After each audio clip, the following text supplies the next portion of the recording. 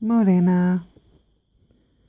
So this is a blackout message and I'm still in bed, but I woke up with some thoughts that I wanted to share about the different levels of gang stalking that happen, and one of them that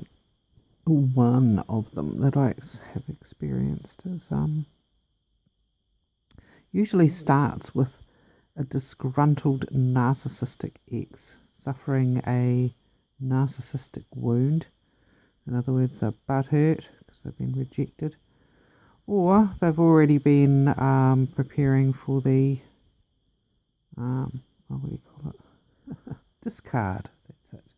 If they've been preparing for the discard already, then they've got everything set up and they've already been dropping seeds and ideas in people's heads, and preparing the ground to make them look like a hard done by saint, you know. So you've got this disgruntled ex, and one of the first things that they would probably have already begun before they've discarded you or you have discarded them is their smear campaign. And the smear campaign is particularly nasty. So it's designed to ruin your reputation and make everybody think that you're the most horrible person on the earth and deserving of harassment and exclusion and things like that. So, as I say, they would have prepared the ground. What they would have been telling people is usually it's all the things that they've been doing, like you've been cheating on them, you've been lying to them, you've been like you only want their money. What else could they do?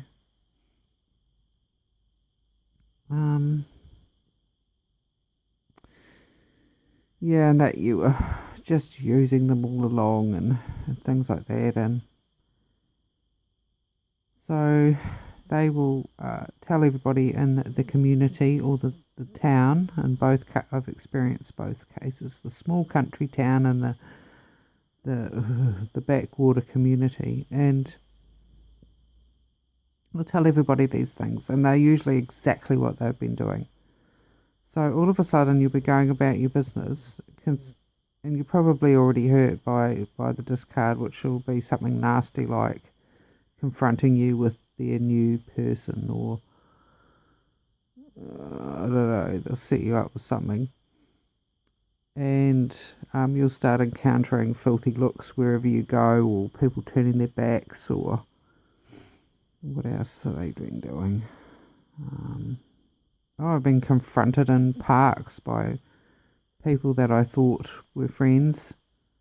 One of them was coming at me she was pretty intent on giving me a hiding, I think, but that didn't work out well for her. She ended up backing off and leaving me alone. So, but I've been, though in the small country town, obviously there's nowhere else to go except for the one supermarket to shop. So, I got hassled in there because the ex's new person was in there and things like that. Walking around and getting banged by a broom, or sickly sweet rubbish at the checkout, or people standing there with their heads together going nat nat nat with the gossip. And basically it's like exactly what happens in high school. I call this one the kindergarten gang stalking because it's so bloody childish.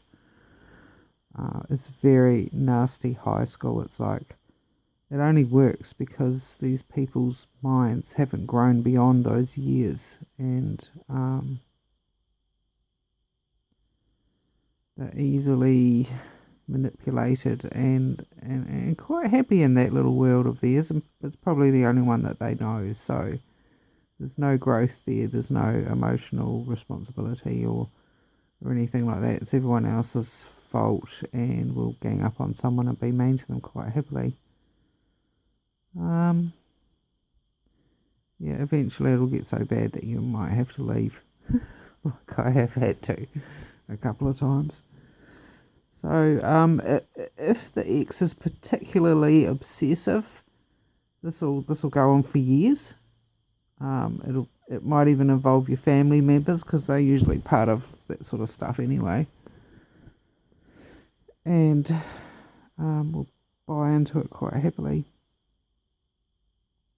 Yeah, I've experienced that, and just a lot of intimidation and drive-bys, and just the aim is to make you feel unsafe and unwelcome, and hopefully, the lies get exposed. The truth always comes out, and there's nothing that you have to do about it. Karma will take good care of that. You just got to get along with your life and live your best one that you can. Because of the nature of New Zealand and it's so small, even if you move away, not to another town or things like that, they will tend to track you down and follow you. They get, they're looking for clout. The narcissist with his narcissistic wound has sent out his flying monkeys who are looking for clout. So they want to try and get a rise out of you or find out something about you and take the little tip back to the narcissist so that they can, I don't know, do something with it.